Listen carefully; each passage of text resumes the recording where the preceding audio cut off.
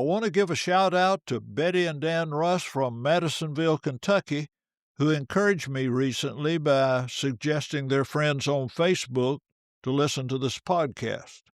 My commitment is to continue this message each week as long as at least one person listens.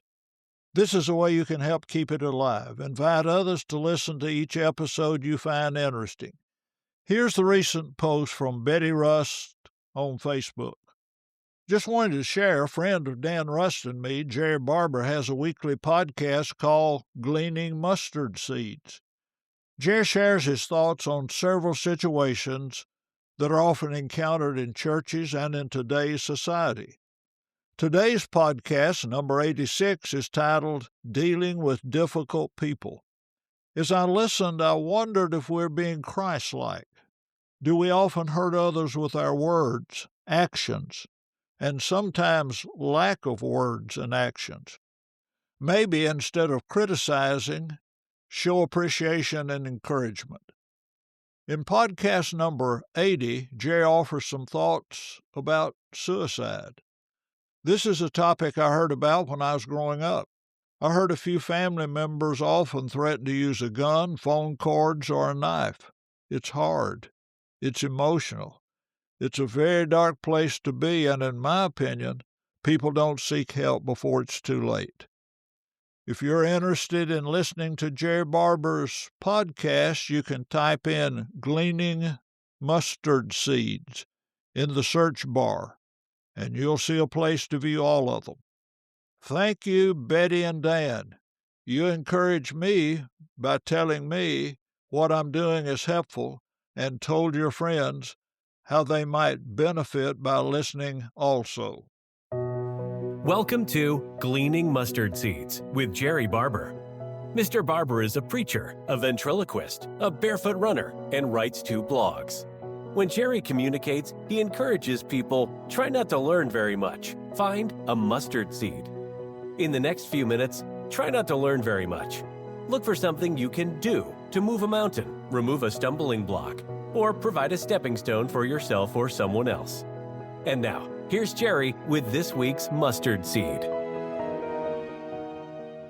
In this episode, I tell the story of a moment that stayed with me for more than 45 years. A simple comment from a friend that exposed a blind spot I didn't know I had. I thought I understood humility. I preached about it, quoted it, admired it, but one honest sentence from a friend made me see myself more clearly than any compliment I ever had. If you've ever needed a gentle correction or have been grateful for a friend brave enough to give one, this episode is for you. Jesus begins the Sermon on the Mount by encouraging humility. Blessed are the poor in spirit, for theirs is the kingdom of heaven. This quality is taught many other times in the Bible. James 4:10, humble yourselves in the sight of the Lord, and he will lift you up. 1 Peter 5:5 and 6, clothe yourselves with humility toward one another, for God opposes the proud, but gives grace to the humble. Humble yourselves, therefore, under the mighty hand of God, so that at the proper time he may exalt you. Philippians 2:3. Don't be selfish. Don't try to impress others. Be humble, thinking of others as better than yourselves. Proverbs 11:2. Pride leads to disgrace, but with humility comes wisdom. Luke 14:11. For everyone who exalts himself will be humbled, and he who humbles himself will be exalted. Micah 6:8. And what does the Lord require of you? To act justly, and to love mercy, and to walk humbly with your God. Here's some humorous descriptions of humility. Humility is the ability to downplay achievements you secretly wish someone would film a documentary about. Humility. When you accept you're not the center of the universe, but still hope the universe notices that. Humility is agreeing you might be wrong, fully aware that you've researched this more than the person correcting you. As a young preacher, I knew when I preached a good sermon, adequate preparation, good timing to meet the needs of the congregation, a well-presented message, nods of heads, focused attention, and specific comments from several who found the lesson helpful. On other occasions, I knew the sermon wasn't excellent. Not as much preparation, exhausted when I delivered it, confusion at some point, and lack of attention from those listening. I didn't feel good about the whole process. And yet, often, an individual come to me after the sermon, which I thought was a disaster, telling me how helpful some point was. It gave a perspective she had never thought of before. I helped a person find hope in something that was bothering him. This happened several times. A group was discussing this one night after services in Madisonville, Kentucky. I shared my observations. I know when I preached a good sermon. I know some sermons are not as good.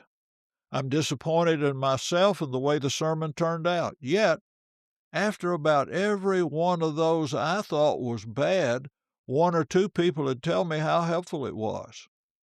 After considering my comments, I realized how I came across. I'm a good preacher, and I know when I preach a good sermon. There are times when I think I preached a bad sermon. Most of the time, when I think I preached a bad sermon, someone tells me it was helpful to them. Therefore, I guess I'm a good preacher all the time.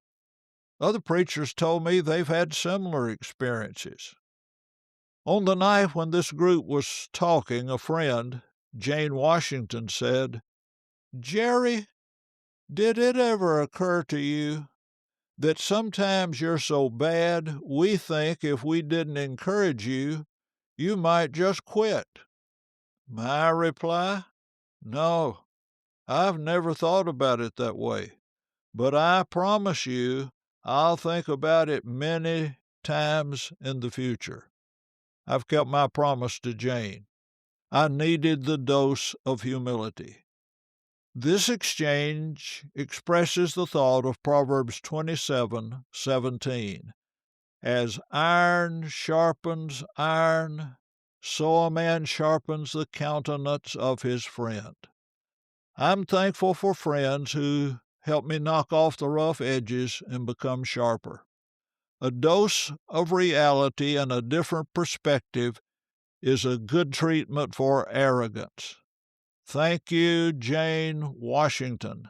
I still remember and appreciate the sharpening after more than 45 years.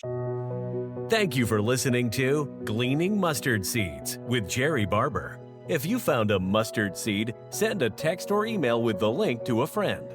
This podcast was brought to you by Gail Barber's book, Fleecy Clouds, One Woman's Story of Surviving and Thriving After Childhood Abuse, by Gail Champion Barber and Alice Sullivan.